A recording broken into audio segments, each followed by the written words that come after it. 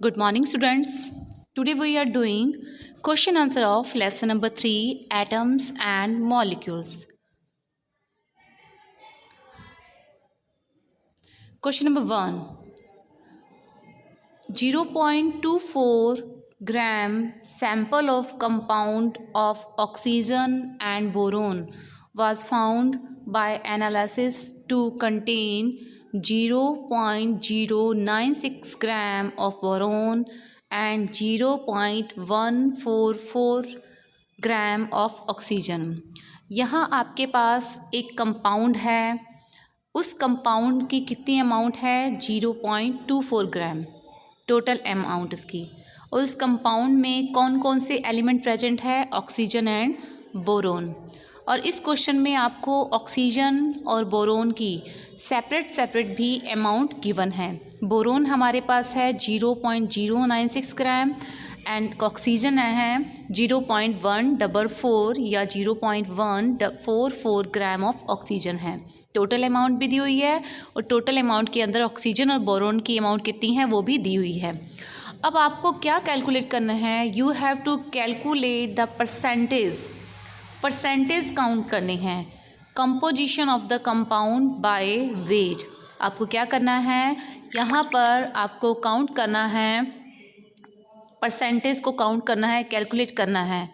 तो जब भी आपको पता होगा कि परसेंटेज काउंट करते हैं तो आपने कभी परसेंटेज निकाले होंगे। जैसे आपके मैथ्स के पेपर में 100 में से आउट ऑफ 100 80 मार्क्स आए हैं, तो आप क्या करते हैं, हम करते हैं 80 आउट ऑफ कितने हैं 100 में से, ओके, एंड इंटू क्या कर लेते हैं हम 100, क्योंकि परसेंटेज है तो 100 से करेंगे इंटू। तो जितने मार्क्स आए हैं अपॉन में कितने में से आए हैं मार्क्स, इंटू में 100। ये हमारा क्या है, इस तरह से हम क्या करते हैं परसेंटेज को फाइंड आउट करते हैं और हमारे कितने परसेंटेज आ जाते हैं 80%। सेम इसी प्रोसीजर से ही हमने क्या करना है, बोरोन का और ऑक्सीजन का अलग अलग क्या निकालना है, परसेंटेज निकालना है। हमारे पास इस क्वेश्चन में बोरोन की अमाउंट दी हुई है, ऑक्सीजन की भी अमाउंट दी हुई है, टोटल अमाउंट भी दी हुई है। तो फर्स्टली हमें जैसे बोरोन का कैलकुलेट करना है, तो बोरोन हमें कितना गिवन है 0.096 ग्राम अपॉन टोटल अमाउंट कितनी है 0.24 ग्राम। इसमें दोनों कंपाउंड है, इंटू में क्या हो जाएगा 100 से इंटू करेंगे, ओके। अब जब हम इसको सोल्व करेंगे तो हमारे पास जो आंसर है वो आंसर क्या हो जाएगा 40%, यानी हमारे पास जो बोरोन है वो कितना हो जाएगा 40%। सेम इसी प्रोसीजर से हमने अब परसेंटेज काउंट करना है, किसका कैलकुलेट करना है, ऑक्सीजन का। ऑक्सीजन की हमें यहाँ पर अमाउंट कितनी गिवन है 0.144 अपॉन में टोटल अमाउंट कितनी है 0.24 एंड इंटू किससे करना है, इंटू हमने करना है 100 से। इसको जब हम सोल्व करेंगे तो हमारे पास जो आंसर आ जाएगा वो हो जाएगा 60%, ओके। तो इस क्वेश्चन में हमारे पास जो बोरोन है उसकी अमाउंट है 40% एंड जो ऑक्सीजन है उसकी अमाउंट हमारे पास हो जाएगी 60%। नेक्स्ट हमारे पास जो क्वेश्चन है, क्वेश्चन नंबर 2। क्वेश्चन 2 में हमें बताया हुआ है कि when 3 gram of carbon is burned, हमने कार्बन को क्या करना है, जलाना है। कितना कार्बन है हमारे पास 3 ग्राम है, और इसको किस में जलाना है, हमेशा जलाने के लिए कोई भी चीज़ जलानी है, आपको बर्न करना है तो उसके लिए हमें कौन सी गैस चाहिए, ऑक्सीजन गैस चाहिए होती है, ये आपको ध्यान रखना है। तो कार्बन को बर्न किया है, 3 ग्राम कार्बन को बर्न किया है और ऑक्सीजन कितनी कंज्यूम हुई है 8 ग्राम, ओके। और जब भी कार्बन और ऑक्सीजन दोनों बर्न होंगे तो दोनों के बीच में केमिकल रिएक्शन होगी। यहाँ कार्बन C है, यहाँ ऑक्सीजन O2 है, दोनों मिलकर के क्या बना लेंगे CO2, डैट इज़ CO2 यानी कार्बन डाइऑक्साइड गैस बन जाएगी, ओके। अब यहाँ कार्बन डाइऑक्साइड गैस कितनी बनी है 11 ग्राम बन गई टोटल। 3 ग्राम इसके थे 9 और 8 ग्राम ऑक्सीजन के हैं, और ये कितने बन जाएगी 11 ग्राम बन जाएगी carbon dioxide, okay. What mass of carbon dioxide will be formed. अब ये कह रहे हैं कि कार्बन डाइऑक्साइड का कितना मास बनेगा when 3 gram of carbon is burned in 50 gram of oxygen. वो कह रहे हैं कि पहले तो आपके पास 8 ग्राम ऑक्सीजन था, अब हम आपको प्रोवाइड करवा रहे हैं कितनी, 50 ग्राम। तो इस केस में कार्बन डाइऑक्साइड का कितना मास, कितने ग्राम कार्बन डाइऑक्साइड बनेगी। और उसके अलावा आपको बताना है कि इस क्वेश्चन में लॉ ऑफ केमिकल कॉम्बिनेशन जो है वो कौन सा इसमें अप्लाई हो रहा है। Which law of chemical combination which govern your answer, कौन सा लॉ इसको आपका आंसर जो है उस पर अप्लाई हो रहा है। तो फर्स्टली आपको ध्यान रखना है कि यहाँ पर जो रिएक्शन हो रही है कार्बन और बर्निंग की ऑक्सीजन के साथ, तो उसको मैंने आपको भी बताया है कि कार्बन प्लस में ऑक्सीजन दोनों बर्न होंगे और क्या बन जाएगा, बनेगा हमारे पास CO2।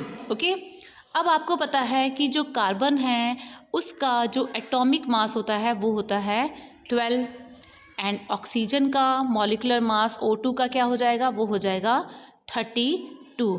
ओनली हम ऑक्सीजन एटम की बात करें तो 16 होगा, बट यहाँ पर ऑक्सीजन मॉलिक्यूल है तो 16 × 16 या 16 + 16 हो जाएगा 32। ओके, अब बन क्या रहा है, कार्बन डाइऑक्साइड। तो कार्बन कितने हैं इसमें, एक है यानी 12, प्लस में ऑक्सीजन का कितना हो गया 32, तो ये टोटल कितना हो गया 44 ग्राम। तो यानी यहाँ पर इस इक्वेशन के अकॉर्डिंग देखें तो 12 ग्राम कार्बन 32 ग्राम ऑक्सीजन के साथ रिएक्शन कर रहा है और 44 ग्राम किसके बन रहे हैं, हमारे पास कार्बन डाइऑक्साइड गैस के बन रहे हैं। It show that 12 gram of carbon burn in 32 gram oxygen to form 44 gram of carbon dioxide gas। Okay, अब इसको यदि हम सोल्व करें, इसको हम यदि तो यहाँ सोल्व करके देखते हैं हम कि therefore 3 gram of carbon react with 8 gram of oxygen to form 11 gram of carbon dioxide. अब यहाँ हमारे पास 12 है कार्बन, 32 ग्राम ऑक्सीजन, 44 ग्राम क्या है CO2 कार्बन डाइऑक्साइड। इसको हम यदि सोल्व करते हैं तो हमारे पास यहाँ 2 से करें तो पहले आएगा 6, ओके, और यहाँ पर हो जाएगा 16 और यहाँ हो जाएगा 22। अगेन इसको 2 से सोल्व करें तो यहाँ 3 हो जाएगा, यहाँ 8 और इसका कितना हो जाएगा रेशो 11। यानी ये कह सकते हैं कि 3 ग्राम कार्बन जो है वो 8 ग्राम ऑक्सीजन के साथ बर्न होता है और कितने ग्राम कार्बन डाइऑक्साइड बना रहा है 11 gram. Okay, therefore 3 gram of carbon react with 8 gram of oxygen to form 11 gram of carbon dioxide. It is given that 3 gram of carbon is burnt with 8 gram of oxygen to produce 11 gram of CO2। तो हम ऐसे भी कह सकते हैं कि जब 3 gram carbon को जलाया जाता है, बर्न किया जाता है, किसकी हेल्प से, ऑक्सीजन की हेल्प से, कितने ग्राम 8 ग्राम, तो हमारे पास 11 ग्राम ऑफ CO2 बन जाता है। Okay, consequently 11 gram of carbon dioxide will be formed when 3 gram of carbon is burnt in 50 gram of oxygen. अब वो क्या कह रहे हैं कि हम आपको 8 ग्राम आपको चाहिए ऑक्सीजन, लेकिन हम आपको 50 ग्राम ऑक्सीजन दे देते हैं, तो कितना CO2 बनेगा। अब जब हमें पता ही है कि जब भी कार्बन के साथ ऑक्सीजन को बर्न करते हैं तो ऑक्सीजन हमें चाहिए ही 8 ग्राम है, चाहे आप 80 ग्राम ले लो, चाहे 100 ग्राम ले लो, उसमें से सिर्फ और सिर्फ 8 ग्राम ही ऑक्सीजन जो है वो कंज्यूम होगी, उससे ज़्यादा नहीं होगी, ना उससे कम होगी ना उससे ज़्यादा होगी। तो इसका मतलब फ़िक्स अमाउंट है, कांस्टेंट है अमाउंट, इसको चेंज नहीं कर सकते। कार्बन के साथ ऑक्सीजन की जो 8 ग्राम वाली अमाउंट है वो कांस्टेंट है, फिक्स है, तो ये चेंज नहीं होती है। चाहे आप 50 ग्राम ऑक्सीजन दे दो, चाहे 100 ग्राम ऑक्सीजन दे दो, तो उसमें से सिर्फ और सिर्फ 8 ग्राम ही कंज्यूम होगी, बाकी क्या रह जाएगी, बची रह जाएगी, पीछे रह जाएगी, बिहाइंड हो जाएगी। ओके, और सो यहाँ पर हमारे पास ये क्या कह रहे हैं कि 11 gram of carbon dioxide will be formed when 3 gram of carbon is burned in 50 gram of oxygen. चाहे 50 ग्राम लो, 100 ग्राम ऑक्सीजन लो, हर बार बनेगा कितना कार्बन डाइऑक्साइड गैस, वो 11 ग्राम ही बनेगी। Consuming 8 gram of oxygen, living behind 50 minus 8 कितना हो जाएगा 42 ग्राम के। आपके पास 50 ग्राम है, उसमें से 8 आपने कंज्यूम कर लिए ऑक्सीजन के, कितने लेफ्ट रह जाएंगे 42 ग्राम ऑक्सीजन के लिविंग बिहाइंड पीछे रह जाएंगे। ओके, तो यहाँ पर क्या है, अमाउंट चेंज नहीं हो रही है, फिक्स है, कांस्टेंट है। इसका मतलब जो केमिकल कॉम्बिनेशन का कौन सा लॉ है जो यहाँ अप्लाई हो रहा है, वो है कांस्टेंट प्रोपोर्शनल का। जो लॉ ऑफ कांस्टेंट प्रोपोर्शनल है वो यहाँ पर क्या हो रहा है, अप्लाई हो रहा है। नेक्स्ट थर्ड क्वेश्चन है, what are polyatomic ions. Polyatomic ions क्या होते हैं, गिव एग्जांपल्स। अब पॉली का मीन होता है मैनी, एटम तो आपको पता है ये सिंगल वाला आयन है, यानी इसके ऊपर या तो माइनस का चार्ज होगा या फिर क्या होगा प्लस का चार्ज होगा। पोली का मीन होता है मैनी, यानी बहुत सारे एटम से बना हुआ आयन होगा। The ions which contain more than one atom, जिसके अंदर क्या होंगे एक से ज़्यादा, more than one atom contain होंगे, पाए जाते हैं, उन आयन को हम कहते हैं पोली एटॉमिक आयन। ऐसे आयन जिनमें बहुत सारे आयन होते हैं, एक से ज़्यादा आयन होते हैं, उनको कहते हैं ऐसे आयन जिनके अंदर क्या होते हैं मोर देन वन एटम्स होते हैं, उन आयंस को हम क्या कहते हैं पोली एटॉमिक आयंस। तो ये जो एटम है वो सेम काइंड के भी हो सकते हैं, सेम टाइप के हो सकते हैं, और डिफरेंट टाइप के भी हो सकते हैं, लेकिन ये जो होते हैं सिंगल यूनिट की तरह क्या करते हैं, बिहेव करते हैं, behave as a single unit, are called polyatomic ion. उन्हें क्या कहते हैं, पोली एटॉमिक आयन के कहते हैं। जैसे यहाँ पर हमारे पास एग्जाम्पल दिया हुआ है OH माइनस, ठीक है, हाइड्रोक्साइड आयन है।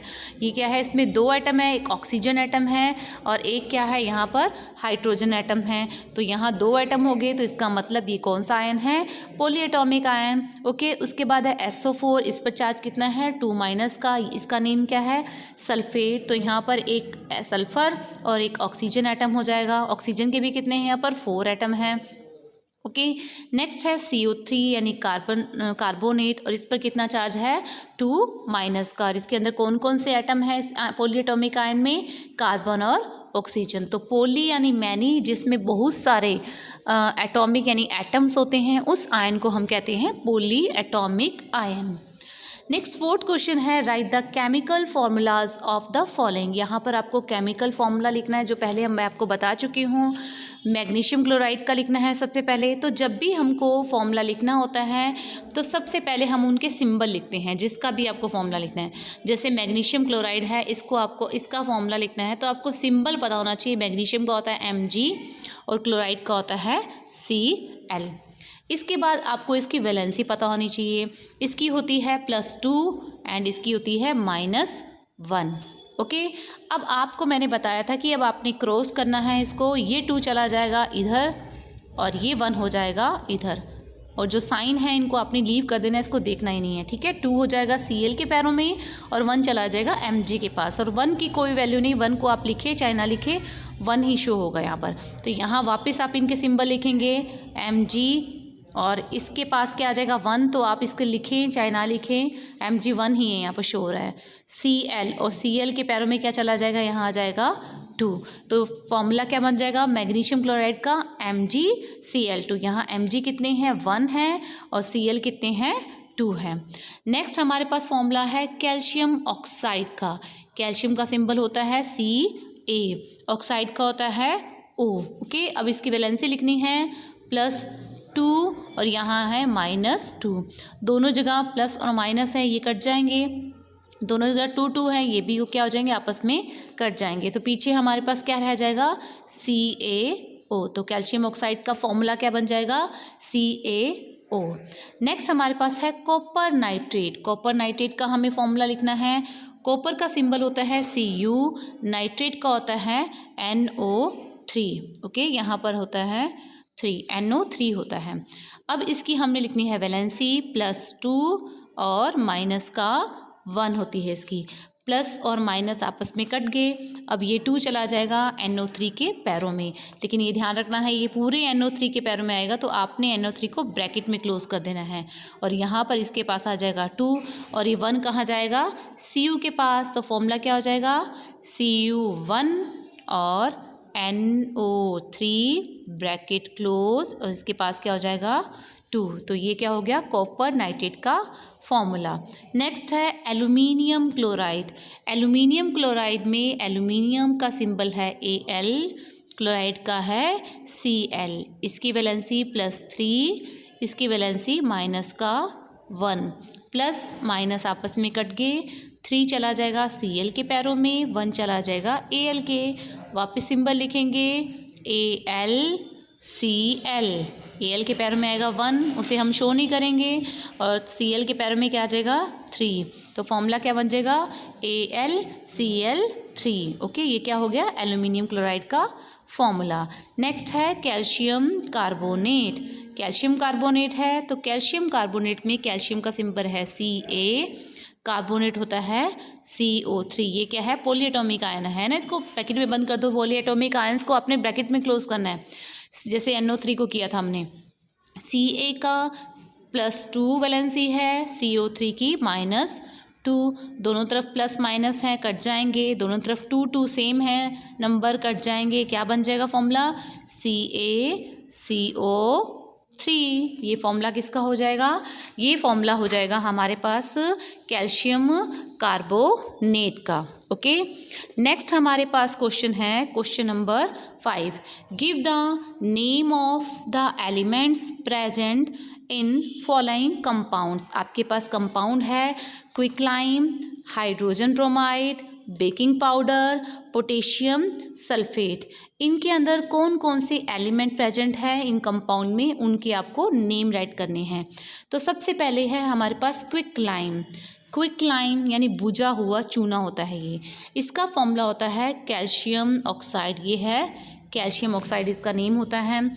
अब इसमें कौन कौन से एलिमेंट प्रेजेंट है, एक तो प्रेजेंट है कैल्शियम, दूसरा क्या है ऑक्सीजन। ओके, नेक्स्ट हमारे पास है hydrogen bromide. Hydrogen bromide, okay, इसमें एक तो हाइड्रोजन एलिमेंट प्रेजेंट है, दूसरा क्या है ब्रोमीन प्रेजेंट है। नेक्स्ट उसके बाद है बेकिंग पाउडर। बेकिंग पाउडर होता है सोडियम हाइड्रोजन कार्बोनेट, इसको हम सोडियम बाइकार्बोनेट भी कह सकते हैं। बेकिंग सोडा को, सॉरी बेकिंग पाउडर को हम सोडियम बाइकार्बोनेट भी कह सकते हैं। ओके, अब इसमें कौन कौन से एलिमेंट प्रेजेंट हैं, sodium, hydrogen, carbon and oxygen element present है। नेक्स्ट है पोटेशियम सल्फेट, हमारे पास है पोटेशियम सल्फेट। अब इसमें कौन कौन से एलिमेंट प्रेजेंट हैं, potassium, sulphur and oxygen. Okay,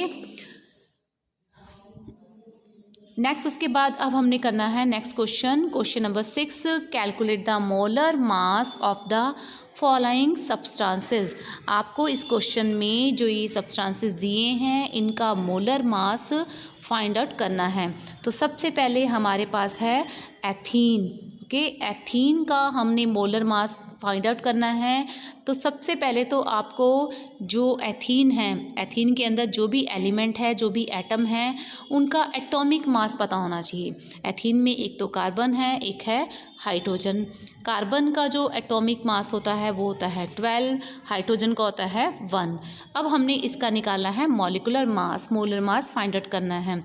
तो C2 यानी कार्बन कितने हैं 2। ओके, इसके बाद इसको इंटू करना है इसके एटॉमिक मास से। कार्बन का एटॉमिक मास है 12, फिर इसको कर देना है प्लस H कितने हैं 2, इसका atomic mass 1। Okay, 2 × 12 24 plus 2 × 1 2, 24 and 2 answer will be 26। तो सभी जो एटम्स हैं उनके आपको एटॉमिक मास पता होने चाहिए। नेक्स्ट हमारे पास है सल्फर मॉलिक्यूल S8। तो S यानी सल्फर जो एटम है उसका एटॉमिक मास होता है 32। तो यहाँ कितने एटम है 8 है, तो इसको इंटू कर देंगे 32 से, तो आंसर विल बी 256 ग्राम। जो मोलर मास हो जाएगा 256 ग्राम हो जाएगा। नेक्स्ट उसके बाद है फास्फोरस मॉलिक्यूल P4। फास्फोरस का यहाँ आपको एटॉमिक मास गिवन है 31 होता है। कितने एटम हैं उसके 4 हैं, 4 × 31 आंसर हो जाएगा 125। 124 ग्राम फास्फोरस मॉलिक्यूल का मोलर मास हो जाएगा, मॉलिक्यूलर मास हो जाएगा। नेक्स्ट उसके बाद है हाइड्रोजन क्लोराइड। हाइड्रोजन क्लोराइड में एक H है, एक Cl है। H का एटॉमिक मास होता है 1, Cl का होता है 35.5। ओके, तो टोटल कितना हो जाएगा 36.5 ग्राम। ये हो गया हाइड्रोजन क्लोराइड का मोलर मास। नेक्स्ट है नाइट्रिक एसिड। नाइट्रिक एसिड यानी HNO3। HNO3 में एक H है, एक N है और 3 क्या है, ऑक्सीजन है। ओके, तो हाइड्रोजन का है 1, प्लस में नाइट्रोजन का जो एटॉमिक मास है वो होता है 14, प्लस में ऑक्सीजन के कितने एटम है 3 हैं, इंटू में इसका एटॉमिक मास होता है 16।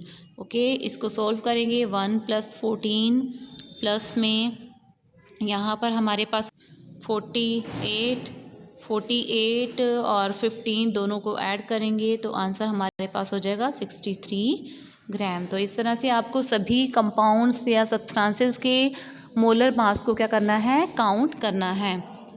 Thank you.